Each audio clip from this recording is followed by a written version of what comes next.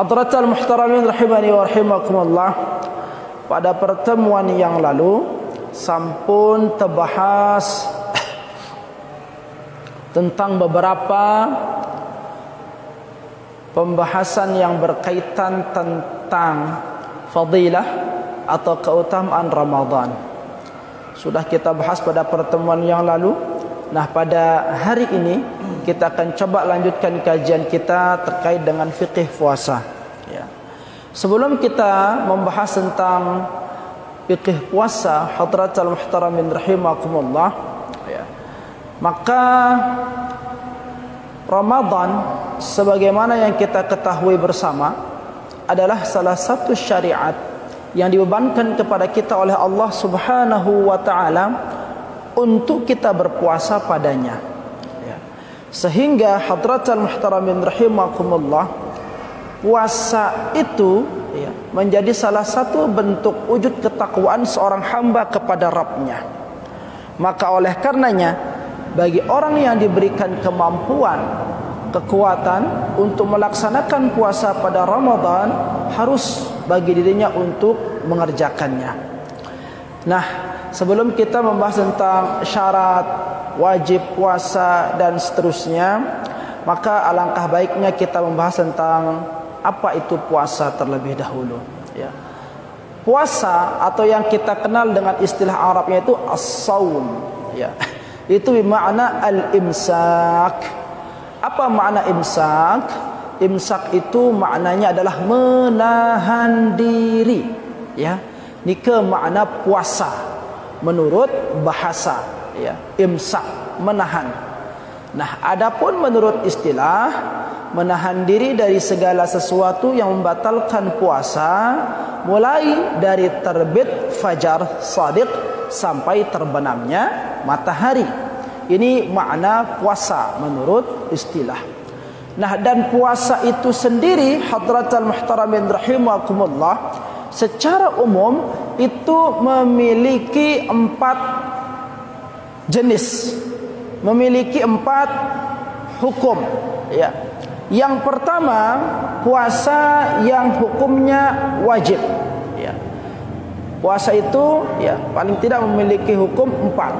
Yang pertama wajib, yang kedua haram, yang ketiga makruh, yang keempat sunnah. Ini hukum puasa, ya. Nah, kita bahas yang pertama dulu hadratal muhtaramin rahimakumullah. Puasa itu ada kalanya wajib. Mana dia contoh puasa yang wajib? Ya, di antaranya ialah puasa yang dilakukan pada bulan Ramadan. Ini puasa si hukumnya wajib. Maka barang siapa yang mengingkari wajibnya puasa pada bulan Ramadan, maka orang yang seperti ini bermasalah di dalam keislamannya. Nah, ini yang pertama hadratal muhtaramin rahimakumullah.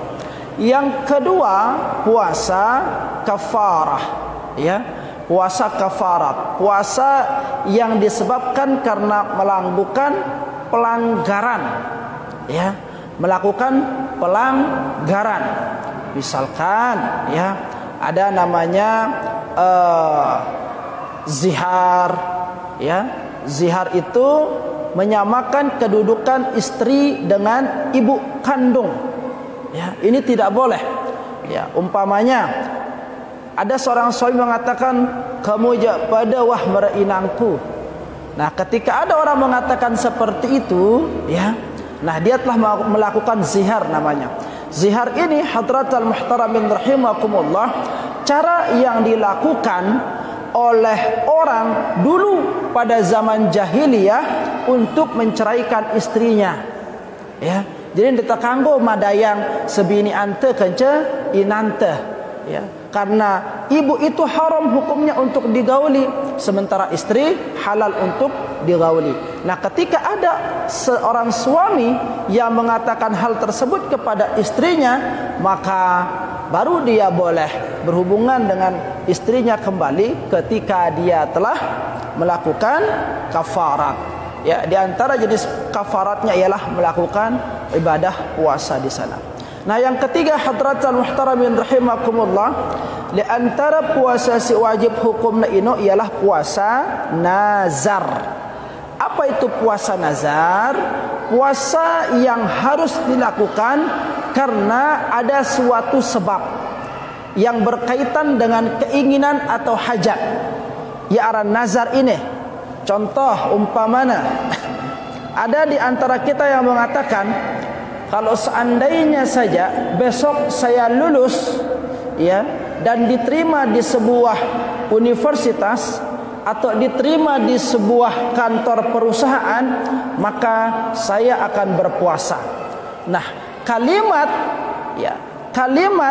yang disandingkan dengan puasa ya, ketika dia meraih sesuatu yang diinginkan, nah itu yang disebut dengan puasa nazar. Puasa yang janji sifatnya ino ya. Puasa yang disebabkan karena ada janji dari kita ya, digantungkan dengan suatu keinginan.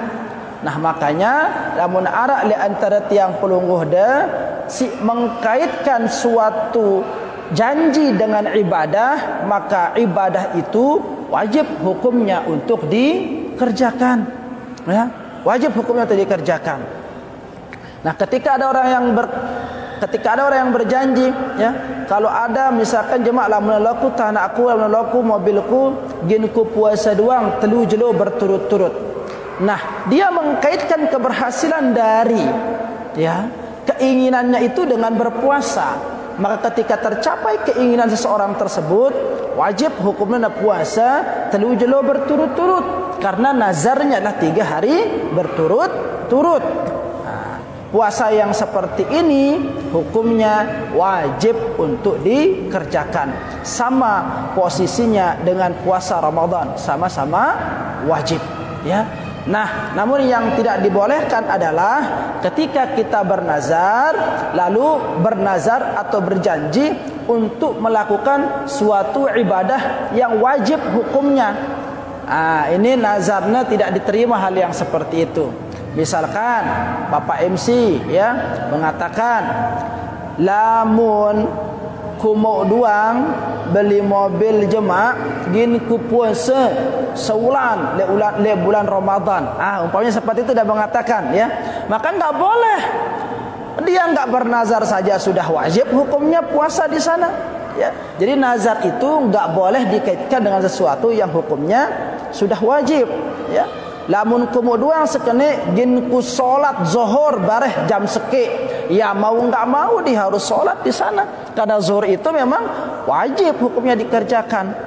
Seperti nikah ya, ini dia puasa yang hukumnya wajib. Yang kedua, ada puasa itu hukumnya haram.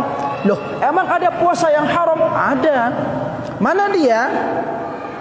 Pertama, puasa yang dilakukan oleh wanita yang haid atau nifas. Enggak boleh.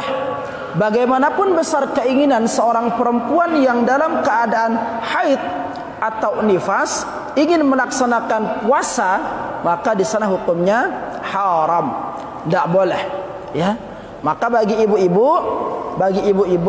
ya, itu perhatikan dirinya. Ngombe-ngombe ong jang kena meningkat keimanan pelungguh dah. Ya, kalau pelungguh tidak puasa mau mati misalkan rasanya seperti itu, saking rajin pelungguh dah puasa, tetapi ketika pelungguh dalam masa haid atau nifas enggak boleh, haram. Bukan pahala yang kita dapatkan, justru malah dosa. Ini dia.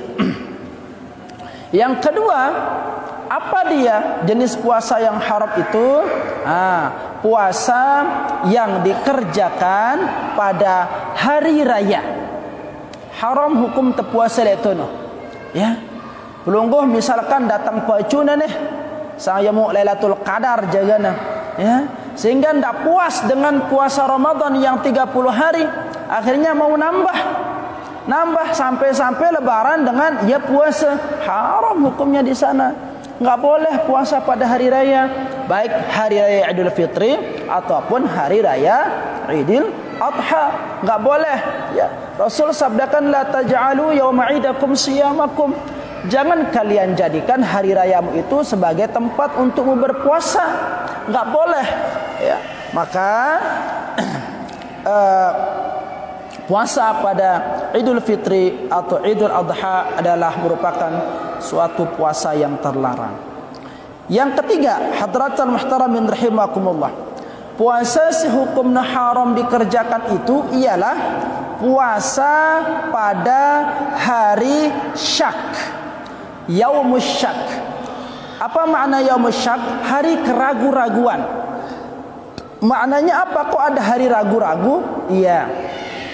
Yang dimaksudkan dengan hari keragu-raguan itu ialah hari yang dimana di sana kita ragu untuk membedakan apakah sekarang masih posisi bulan Sya'ban atau bulan Ramadan. Maka yaumus syak itu ulama sepakat, jumhurul ulama, sebagian besar ulama mengatakan bahwa yaumus syak itu tanggal 29 dan tanggal 30 bulan Sya'ban. Haram hukumnya berpuasa di sana. Kenapa diharamkan? Karena khawatir jangan-jangan ketika kita berpuasa pada tanggal 29 di sana sudah masuk Ramadan. Ya, khawatir jangan-jangan kalau kita puasa tanggal 30 Sya'ban menurut perkiraan kita, enggak taunya ternyata di sana sudah masuk tanggal 1 Ramadan. Nah, sehingga puasa dalam keadaan ragu-ragu itu diharamkan. Ya. Nah, ada sebagian pendapat ulama yang mengatakan enggak, yaumus syak itu dari separuh bulan Sya'ban. Lamun lewat tanggal 10 letono dia terkanggo puasa. Ada sebagian ulama yang mengatakan seperti itu, tapi jumhurul ulama, sebagian besar ulama ya mengatakan bahwa yaumus syak itulah dia hari yang terdiri dari tanggal 29 atau tanggal 30 bulan Sya'ban. Nah, ini yang disebut dengan yaumus syak. Dan pada yaumus syak itu diharamkan bagi kita untuk berpuasa, enggak boleh ya. Nah, sebagian ulama mengatakan makruh, tetapi jumhurul ulama mengatakan haram di sana. Lanjut hadratul muhtaramin rahimakumullah. Puasa yang hukumnya haram, ya. Mana dia? Yang terakhir, puasa yang hukumnya haram itu ialah puasa yang dilakukan oleh para istri. Nah, perhatikan ini, para istri, bukan para suami ya. Puasa yang dilakukan oleh para istri atau ibu-ibu yang tanpa seizin suami. Haram hukumnya di sini puasa. Ya. Tentunya di sinilah puasa yang dimaksudkan, puasa di luar bulan Ramadan. Kalau pada bulan Ramadan mau diizinin atau enggak diizinin tetap wajib hukumnya bagi ibu-ibu untuk melaksanakan puasa. Nah, tapi kalau di luar Ramadan, maka ketika ibu-ibu yang ingin melaksanakan puasa sunat, maka haruslah dengan izin suami. Nah, ketika pelungguh tidak mendapatkan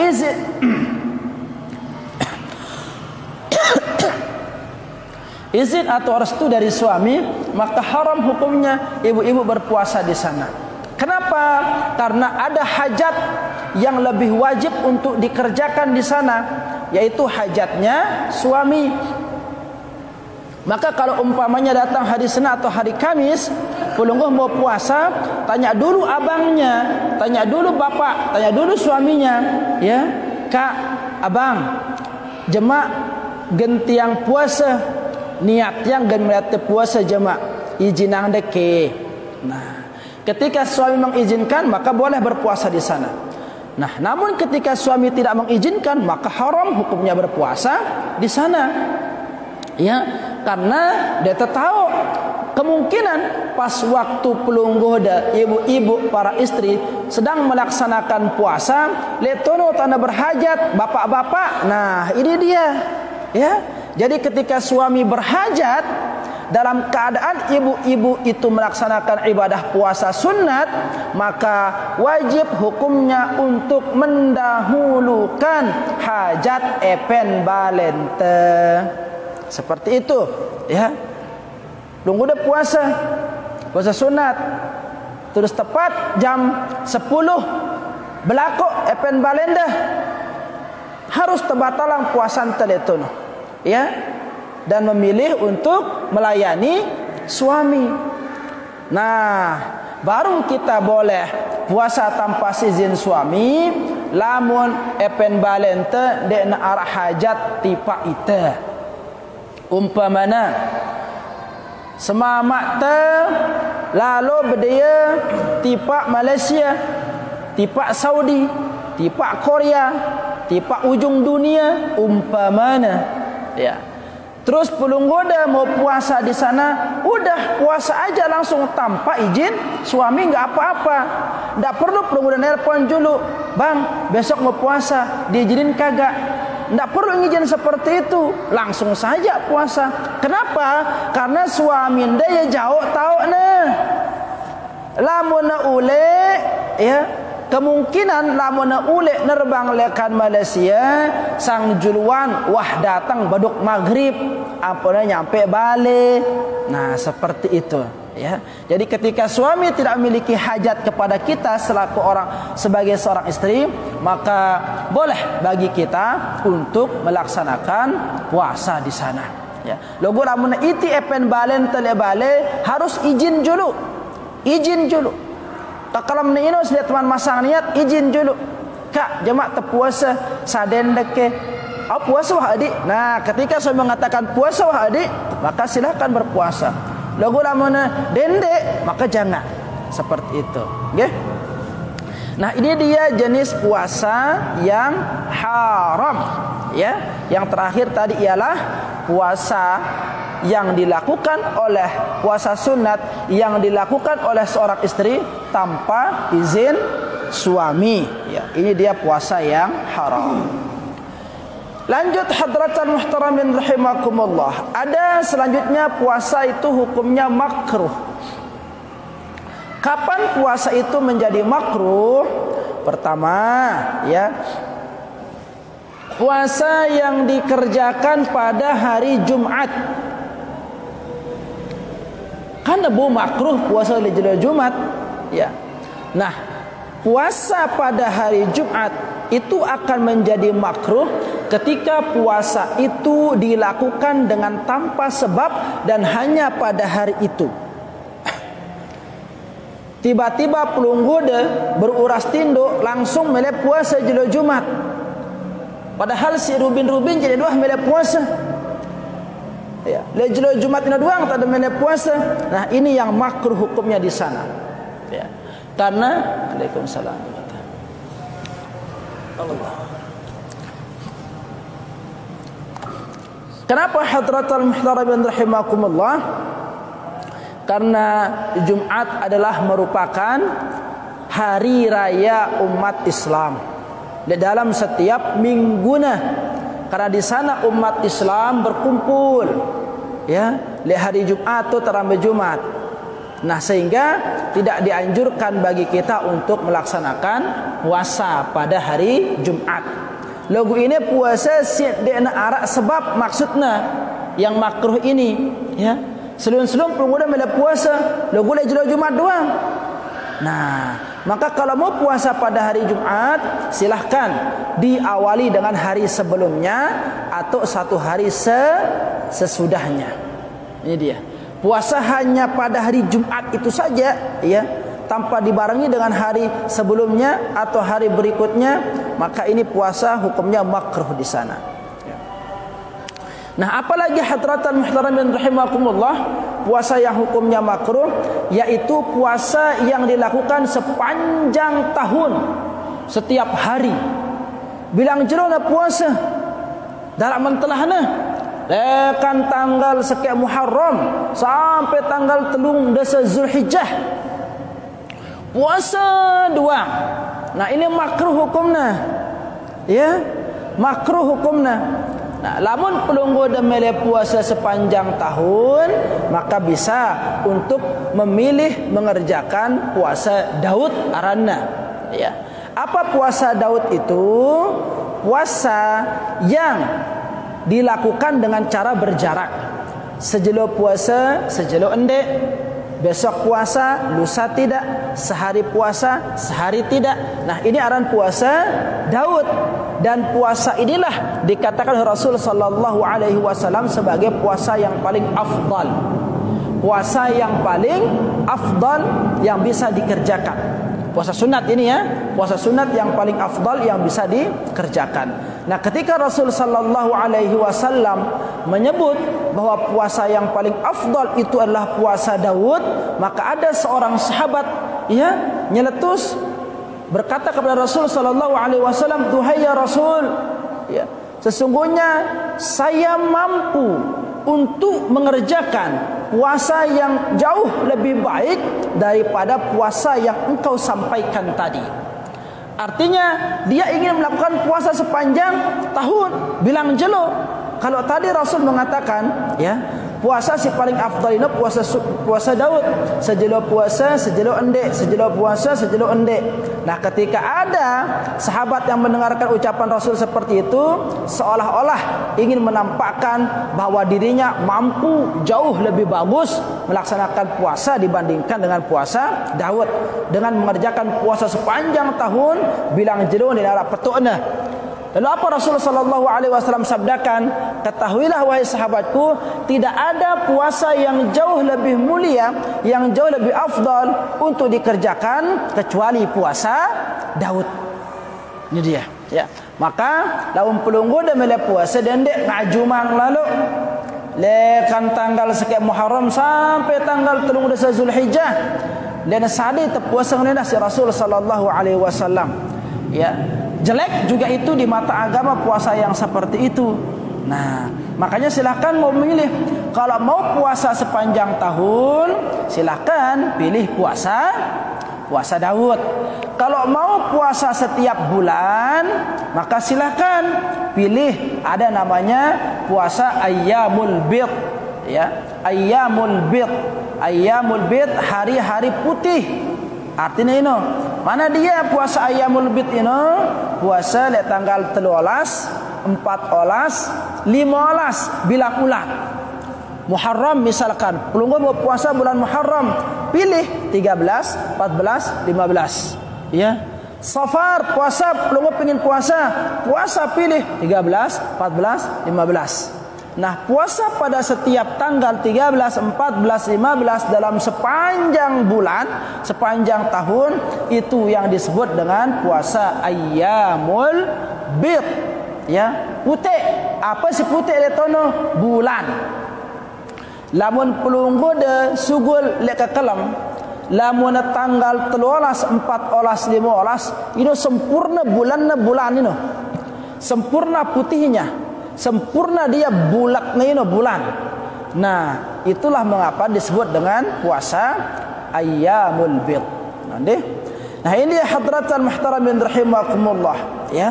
Puasa jenis puasa yang makruh untuk dikerjakan, ya. Nah, yang terakhir ada puasa yang hukumnya sunnah. Kalau yang puasa sunnah ini pelunggu sudah ketahui semua. Ya, mana di antaranya? Ya, puasa jelo Senin umpamana, puasa jelo Kamis, ya, puasa Ayyamul Bid itu sunat semua. Puasa Daud, puasa Asyura, nah itu semua puasa-puasa yang hukumnya sunnah, ya. Nah, ini dia hadratan muhtaramin rahimakumullah, 4 ternyata hukum puasa ini. Pertama, arak si hukumna wajib. Si kedua, arak si hukumna haram. Yang ketiga, ada hukumnya itu makruh. Yang keempat, itu adalah hukum puasa ini sunnah. Nah, lamun tuah tahu ini hadratan muhtaramin rahimakumullah, maka kita bisa memilih puasa mana yang bisa kita untuk kerjakan. Ya, jelas kalau puasa wajib tidak ada tawar-menawar di dalamnya. Ya, puasa sunnah itu bisa untuk dipilih-pilih, ya. Nah, yang terpenting kita mengetahui puasa yang hukumnya haram di sana, agar jangan sampai kita puasa namun tidak mendapatkan apa-apa dari puasa yang kita kerjakan, malah justru mendatangkan dosa pada diri kita. Maka hati-hati ya dalam melaksanakan ibadah ya ampuk tono tanda tokol pentingna ilmu ante tetau apa si tegawe ino ya ante tetau pegawean te ino ndek tengarang-arang ya. Maka orang-orang yang beribadah tanpa ilmu ya, apa dikatakan orang-orang yang beribadah tanpa ilmu ya, mardudatun la tuqbalu, mardudah tertolak ibadah yang seperti itu, la tuqbalu, dia terima si Allah Subhanahu wa taala. Sehingga Rasul sallallahu alaihi wasallam pernah bersabda, kam min shaimin laisa lahu min siyamihi illal ju' wal 'atas. Betapa banyak di antara orang yang puasa namun enggak mendapatkan apa-apa dari puasa yang dikerjakan itu kecuali hanya mendapat haus dan lapar saja. Begitu juga dengan solat. Jangan asal-asal solat. Sembahyang dengan milu itu sembahyang, menu dengan milu tengene, tanpa didasari dengan ilmu, maka kita tidak akan mendapatkan apa-apa dari ibadah solat yang kita kerjakan itu. Sehingga Rasul menyindir orang yang seperti itu dengan kalimat, kam min qa'imin laisa lahu min qiyamihi illa ta'ab wan nasab. Betapa banyak di antara orang yang mendirikan solat sunat dan seterusnya, lagu nena arak muna apa-apa lekan ibadah solat si gawena ino illa kecuali ta'ab wan nasab, hanya capek saja dan letih, enggak ada mau lelah doang, lagu nena mau pahala lekan ibadah solat si gawena ino. Maka oleh karenanya hadratul muhtaramin rahimakumullah, agar puasa kita tidak sia-sia di mata Allah Subhanahu wa taala, agar salat kita tidak sia-sia di hadapan Allah Subhanahu wa taala, dan agar semua ibadah yang kita lakukan tidak sia-sia di hadapan Allah Subhanahu wa taala, maka alangkah lebih baiknya, alangkah lebih sempurnanya setiap ibadah yang ingin kita kerjakan harus diawali dengan ilmu, agar ibadah yang kita kerjakan sesuai menurut tuntunan Rasul sallallahu alaihi wasallam sehingga bermuara dengan ridhanya Allah Subhanahu wa taala. Sampun niki hadratul muhtaramin rahimakumullah, penyampaian tiang di kesempatan niki, insyaallah pada pertemuan berikutnya kita akan lanjutkan dengan pembahasan syarat wajib puasa. Wallahu taala a'la wa a'lam.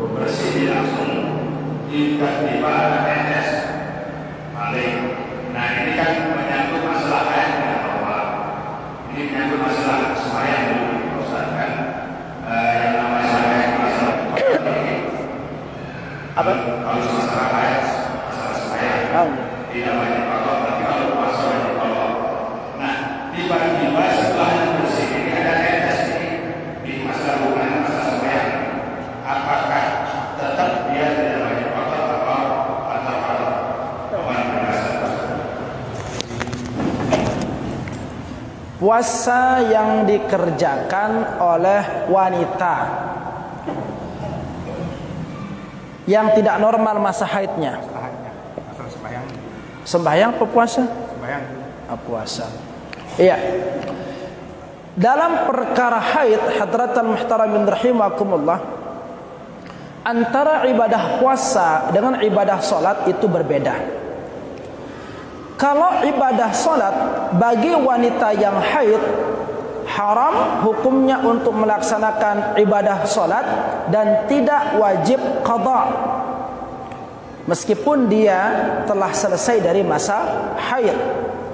Ini dia permasalahan haid yang berkaitan dengan salat. Adapun yang berkaitan dengan puasa, maka wanita yang tidak berpuasa disebabkan karena datangnya masa haid, dia haram hukumnya berpuasa pada hari tersebut, namun tetap dibebankan kewajiban untuk mengqadanya di luar Ramadan. Ini dia. Nah, yang membingungkan itu ketika kita umpamanya sekarang beruta haid 4 jelo jerak haid. Nah, ternyata puasa itu hari ke-5, ke-6, ke-7, ke-8, ke-9. Le tanggal 10 sugul malak haid teletono. Nah, bagaimana hukum puasa kita? Ini hadratul muhtaramin rahimakumullah, kadang menjadi permasalahan, ya. Maka di sini ada pendapat ulama hadratul muhtaramin rahimakumullah, ya. Ada yang berpendapat ketika wanita itu dalam masa haid yang tidak normal, maka alangkah lebih bagusnya bagi perempuan itu untuk menunggu ya sampai batas maksimal masa haidnya itu.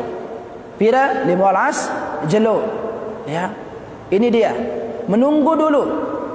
Nah, sehingga dikhawatirkan ketika dia berpuasa pada masa darah haidnya itu tidak keluar, lalu pada hari-hari berikutnya keluar darah haidnya, maka ulama Syafi'i mengatakan, jumhur ulama mengatakan di sana itu dia tergolong ke dalam golongan orang yang masih dalam keadaan haid.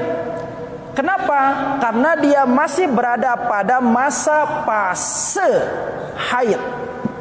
Batas maksimal haid di sana itu belum dia tempuh di sana.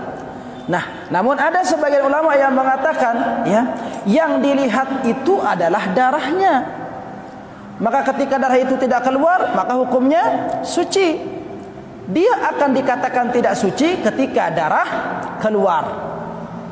Nah, ada hikmah dari perbedaan pendapat para ulama, ya. Sehingga pada masa haji, ya, para ibu-ibu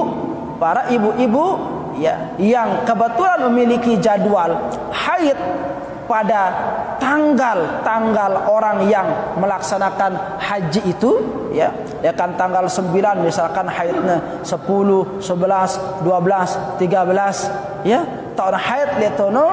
Nah, bisa dia menggunakan obat untuk menahan keluarnya darah haid. Artinya ada sebuah obat, ya. Obat itu ada 2 jenisnya. Ada obat yang mempercepat keluarnya darah haid, ya. Ketika diminum obat yang mempercepat itu, darah haidnya akan keluar sebelum tanggal ketentuan darahnya keluar. Lebih dulu dia keluar, ya. Dan untuk mendapatkan pada hari yang ditentukan itu dia sudah bersih dari masa haid. Nah, ada yang kedua, obat itu jenisnya menahan. Artinya ketika dia minum obat itu, maka darah haid itu tidak akan keluar, dan dia akan keluar manakala obat itu berhenti untuk diminum. Nah, ya ini. Nah, di sini hikmah perbedaan pendapat para ulama. Sehingga ibu-ibu yang masa haidnya itu tanggal siwa 10, 11, 12, 13 ini, ketika pada masa haji dia minum obat itu, maka dia terhukumkan sebagaimana hukumnya orang yang suci. Karena yang menjadi dasar tidak sucinya wanita-wanita itu ketika dia keluar darah. Maka ketika tidak ada darah keluar, dia tidak dihukumkan haid di sana. Meskipun pada hari itu adalah jadwal dia keluar darah. Lalu gara-gara yang minum obat, ampun dia sugul darahnya, maka dia dihukumkan suci. Penyebabnya apa? Dia arak darah sini kita. Nah, ini dia hadratul muhtaramin rahimakumullah. Nggih, wallahu taala ala wa ala. Waalaikumsalam warahmatullahi wabarakatuh. Masalah itu semua ini akan masuk binari. Salah satunya laki-laki sama perempuan ini negeri mulut dan selompok dari masjid berdosa kita.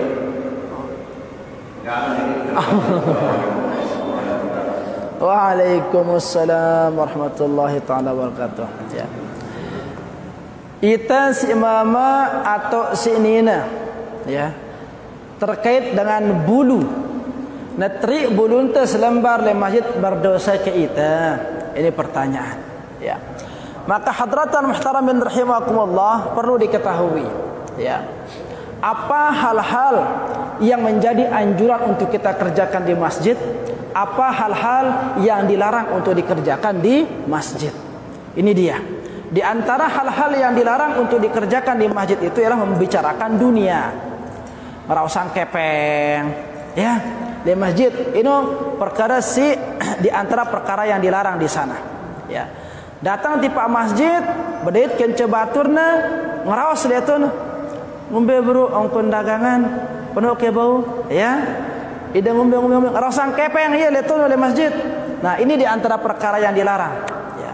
Tentunya juga melakukan hal-hal yang haram yang lainnya, misalkan ya dia berghibah ya, dia namimah, dia menggunjing dan seterusnya.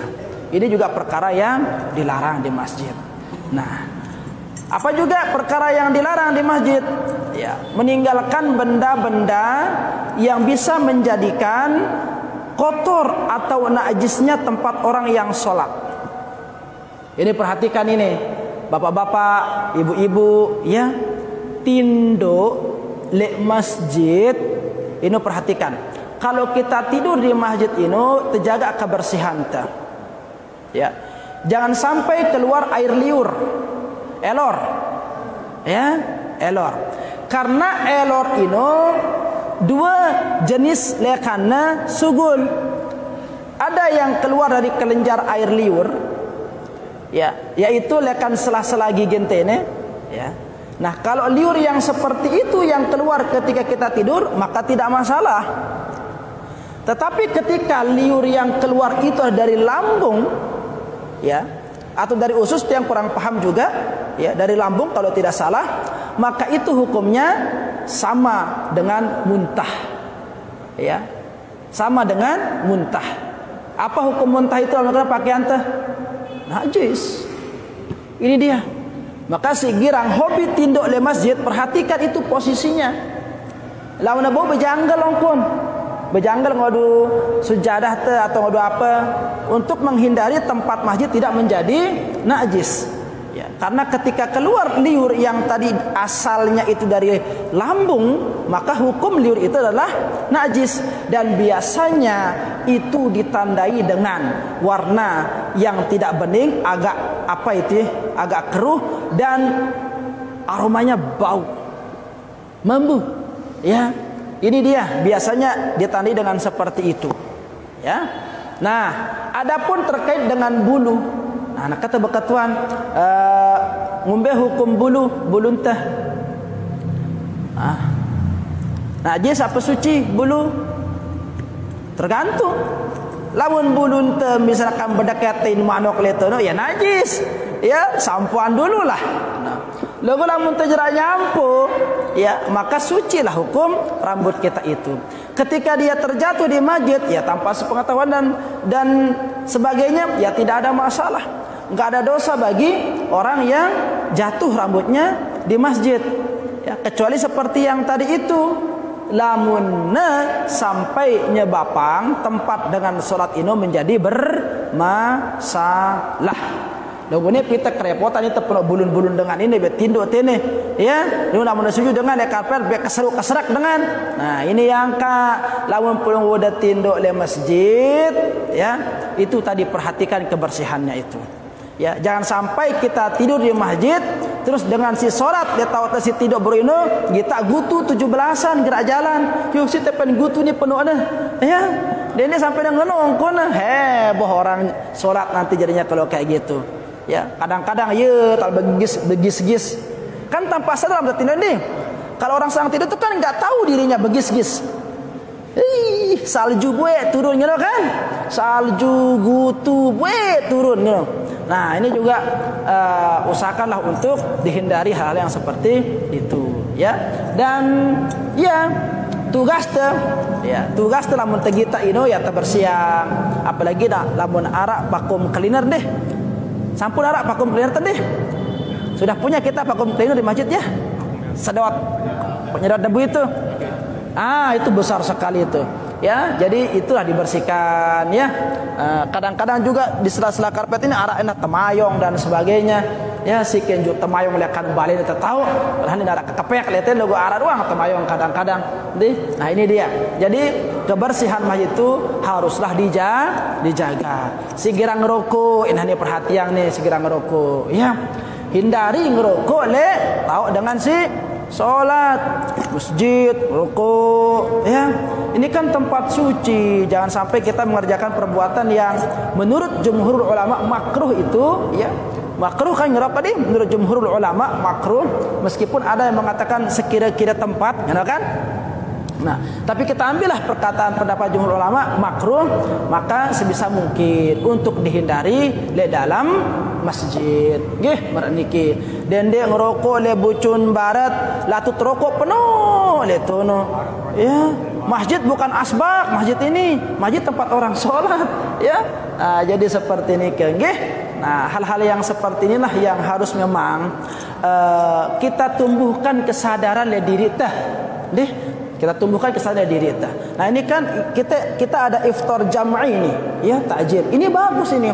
Ada diklat karpet di atas karpet, ya sehingga karena numpas bekas makanan kita itu tidak meninggalkan sisa di karpet atau dengan sholat. Nah ini bagus yang seperti ini. Nah sebisa mungkin juga dalam hal yang lain juga perlu dijaga dengan kebersihan tempat ibadah kita, memuliakan rumah Allah ya. Kita muliakan rumah Allah, insyaallah Allah akan memuliakan kita. Begitu saja konsepnya nggih. Wallahu taala nggih.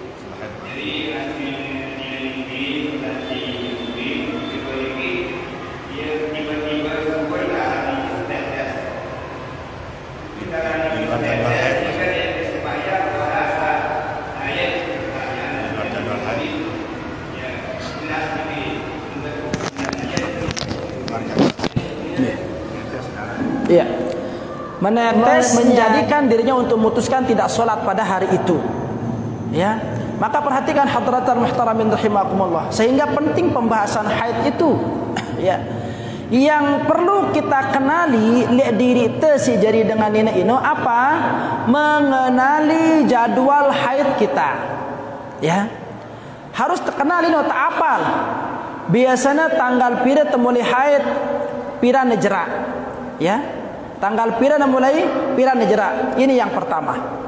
Nah, lalu ketika terjadi suatu peristiwa keluarnya darah haid kita, ya. Lalu pertanyaannya apakah itu kita masih haid atau tidak? Maka ada dua kemungkinannya. Lamun darah si netes beru ino sugul, tawana sugul ino masih dalam masa lumrahnya darah itu keluar, maka kita dihukumkan haid. Standarnya 15 hari. Lekan si dah haid, jerak dah haid, misalkan gak sejero dah haid. Nah, terus tiba-tiba pas waktu dah sholat zuhur sugul darah, maka ingat tanggal berapa dulu sudah pertama kali haid, lalu tinggal dihitung. Kalau dia belum sampai kepada batas maksimal 15 hari, maka Anda masih tergolong dalam keadaan haid. Haid sebelum habis masa maksimal haid itu. Sini leman lebih lekan 15 jelo tahun sugul darah ino, maka Anda masih terhitung dalam masa haid. Artinya darah si sugul ino masih darah haid. Namun apabila ketika darah itu keluar setelah lewatnya batas maksimal masa haid, ya, misalkan sugul le jelo kapitu olas, le ke jelo 6 olas, bolu olas, 11, 20, le tono tanah sugul, maka Anda tergolong dalam keadaan suci. Ya, suci. Tetap Anda wajib sholat, namun segera berhubungan dengan dokter. Begitu. Ya, karena darah yang keluar itulah darah istihadah atau darah penyakit. Makanya tiang katakan bagi ibu-ibu silahkan untuk mengenali haidnya masing-masing. Itu dia, ya. Nah, lamun tuah tahu ngono perbedaanna, maka boy tengukur diri teh. Oh, ternyata darah aku si Rubin Sugul ini masih darah haid. Oh, ternyata si netes Rubin Sugul ini darah istihadah. Gampang kita menilainya. Pokoknya asalnya kurang lekan 15 jelo, haid sudah. Lamun sugul lebih lekan batas maksimal, istihadah sudah. Enggak ada rumusan haid ini. Ya. Wajib sholat, bukan kanggo lagi, wajib. Ketika darah yang keluar itu di luar batas maksimal masa haid, maka wajib hukumnya untuk disumpel. Apa bahasa antena? Nah, ya, terserah dia menggunakan kapas ke misalkan, atau menggunakan, ya, pokoknya tutup jalan keluarnya itu sehingga darah tidak akan mengalir keluar lagi. Ya, tentunya setelah kita mandi, ya, setelah kita mandi bersih dan sebagainya, tutup, ya, lekan jalan darah itu. Setelah ditutup, ya, dengan kapas atau dengan kain atau dengan apapun itu, maka kerjakan sholat, ya. Dan wudunya itu harus dikerjakan lamun wahdama waktu sholat. Dan ketika selesai wudu itu langsung mengerjakan sholat. Jangan tunda. Kenapa? Karena sholat yang Anda lakukan itu sholat dalam keadaan darurat. Maka cara mengerjakannya juga harus darurat. Jangan-jangan nanti ketika sudah wudu, ya, terus lama-lama menunggu banjir pakaian Anda, ini bermasalah lagi. Maka ketika selesai dibersihkan, sumpel, ya, wudu, langsung sholat di sana. Ya, jadi niat belum wudu ino, nawaitul wudu'a listibahati shalah lillahi ta'ala. Nah, pada mara umpamana dengan si sholat karena penyakit kentrean. Dengan si penyakit kentrean, si memes doang penek no. Ya, karena ya longgar kerannya no. Jadi ngumbe-ngumbe yang pernah nutupi nyugul-nyugulang dirinya doang, ya dol keranino. Nah, pada, ya, pembahasannya kence dengan si keluar darahnya, ya, di luar jadwal haid itu. Kence dengan si penyakitan entut, tombong dan ini betutup, yang ngentut diri, ya. Nah, maka ketika dia memastikan dirinya, ya, 5 menit bau ya nahan bau dan sugul entutna, maka pada waktu itulah Anda silakan melaksanakan sholat wudu dan sholat. Nah, ini si dia penyakit, sehingga sholat ini dikerjakan dalam keadaan darurat. Maka caranya juga berbeda, enggak seperti sholatnya orang yang normal. Oke, wallahu taala a'la wa a'lam.